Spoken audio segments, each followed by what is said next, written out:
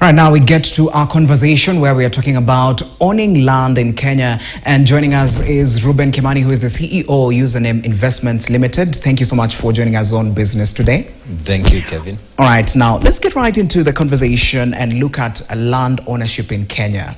And very many people, when they own land, especially when they have a piece of land that they own, maybe they've been left with by their parents, or they've just owned it by maybe inheritance. When you look at it, what should one look at to know if the land is legitimate?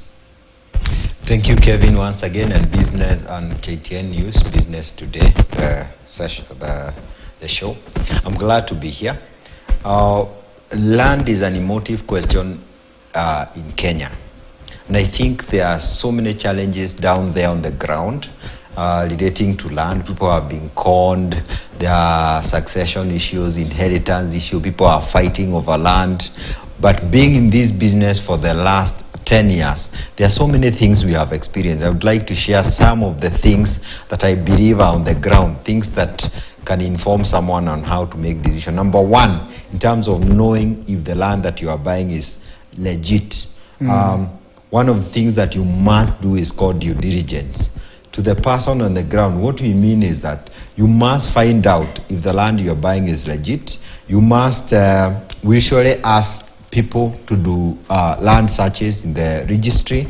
You have to visit the land in person. You come to a company like ours, Username Investment, you'll find that we ask people to come and do site visit for free to see the land that you are buying. So you have to make a physical visit to the land. You also have to check the maps, because people have bought land. You buy land here, then after you come to see it, you are told it is on tarmac, then you go like 5 kilometers away.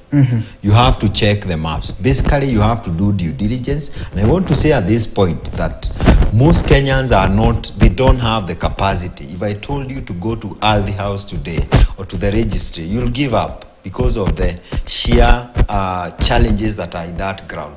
But what we are telling Kenyans, if you're not able to do due diligence yourself, there's a way you can do due diligence using other people. Number one, look for a legitimate company. Companies with a track record. There are companies that have been delivering titles for a long, long time.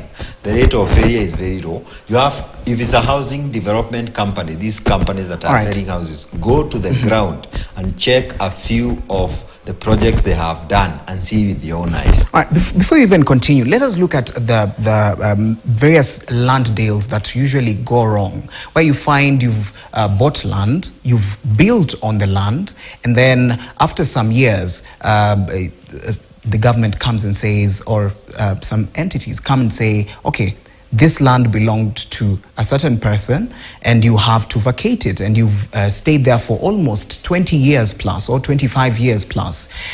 When such a situation happens, is it the same process that someone needs to go through, or what usually happens when it comes to this? And also, in addition to that, when you're looking at land, are we looking at agriculture, if it's land for planting, or if it's land for construction? What are the differences that come between this? So first of all, let us look at the people who are conned. You buy land, you stay on the land for almost 20 years plus, you've built on it, and then now you're told this is not your land. What usually goes into this, and what happens? And then now we'll look at also the differences when it comes to construction and also land for farming.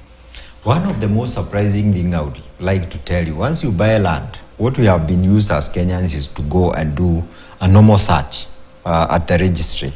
Let me tell you, that search means nothing at the moment. Ideally, it should show you the ownership of the land and the history to give you that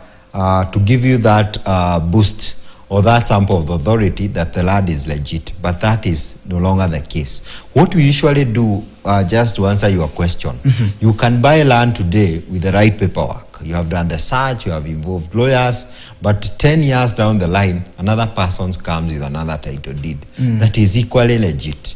What is happening our registries, and I know they have been doing Aldisasa on all those things, we have a lot of dirty records, right? You find that for you to know the land is legit, companies like Username Investment will go so deep We do something like perusing the file, we do parcel file searches, green card searches. We visit the neighbors. We do a lot to dig to find out who was the first owner of the land, who received that land, who bought that land in the second transaction, third transaction. What is happening in the case that you're asking is that somebody bought land, maybe they did only a search, and maybe some fraud has happened, 3 transactions before you bought the land.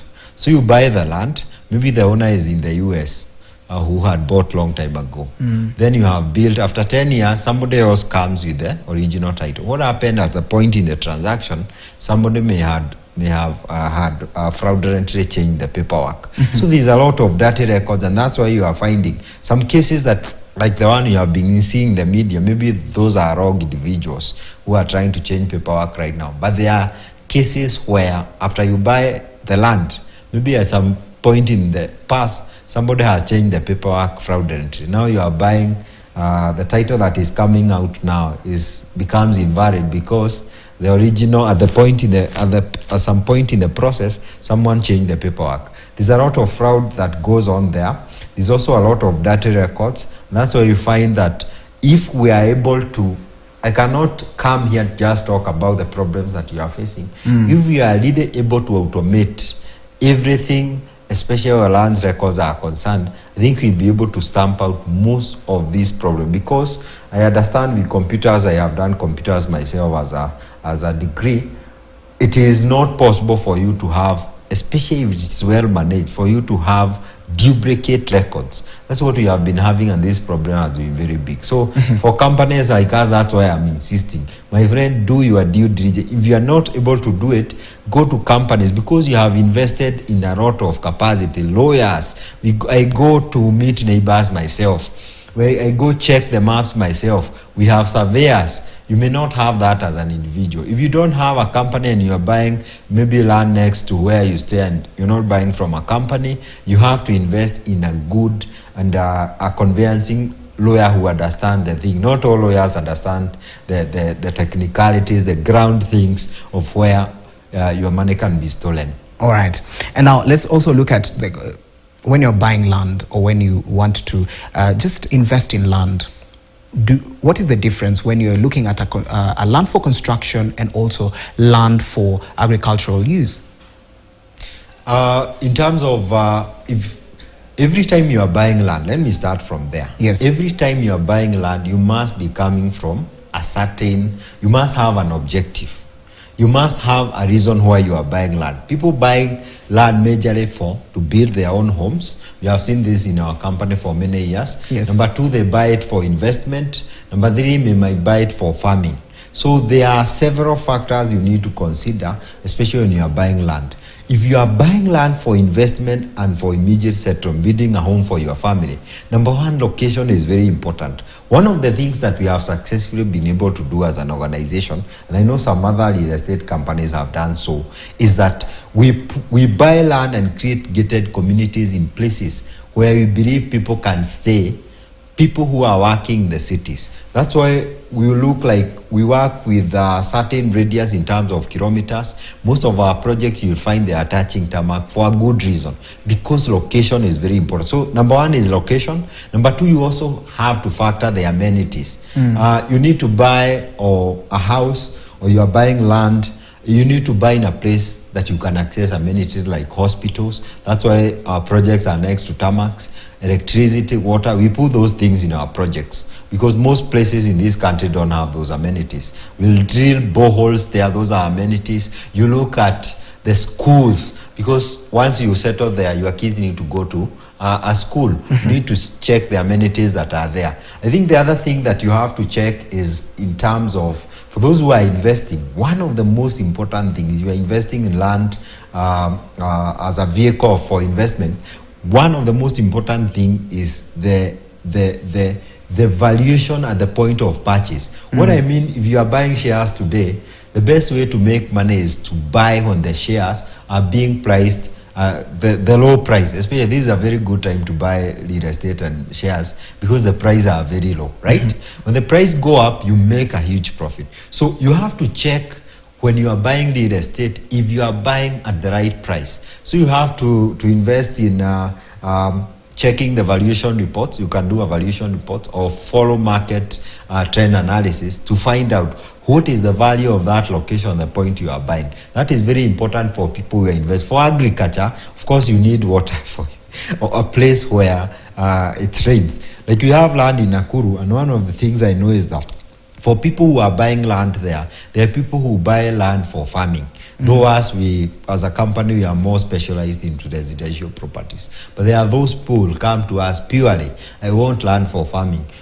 What characteristic should land for farming have? Number one, it should be in a place where it receive adequate rainfall, on a place where you can be able to drill water. There are places where you go drill a borehole and there's no water to be found. Number two, it has to be in a place where, what are you farming, for example? You need to come with your objectives in mind and your checklist to know why you are buying the land that you are buying. All right. Even as we wind up, the cost of land, of course, remains high in Kenya.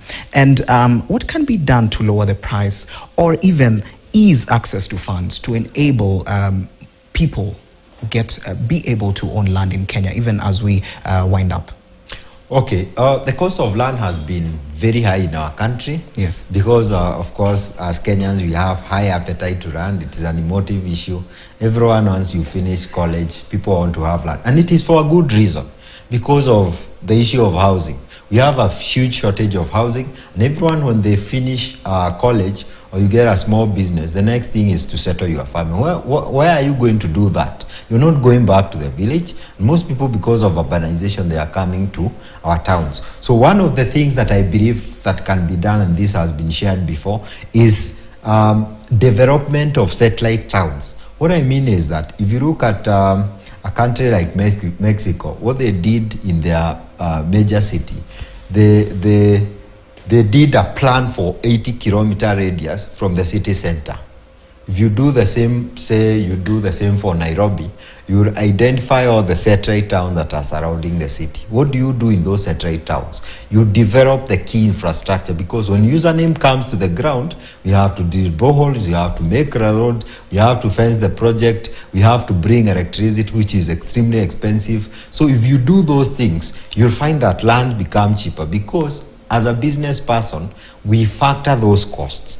So basically, our projects would be cheaper if you are not doing those boreholes, doing those electricity and stuff like that. So the government can actually focus, and I think they have been doing it. That's why you have all these bypasses going all over.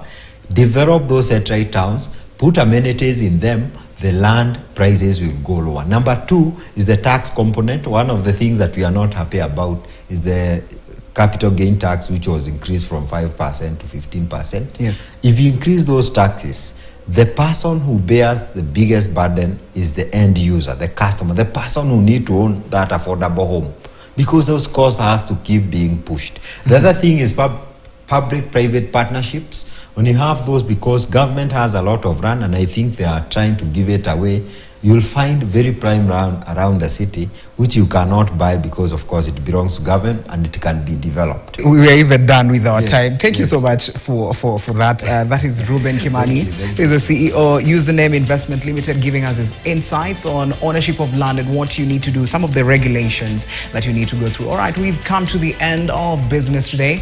Mbiu KTN is coming up next. Don't go too far.